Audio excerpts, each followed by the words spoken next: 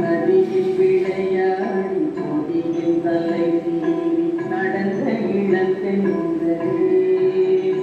வளர்பொதிகை மலை போல் மதுரை நகர் கண்டு பொலிந்த தமிழ்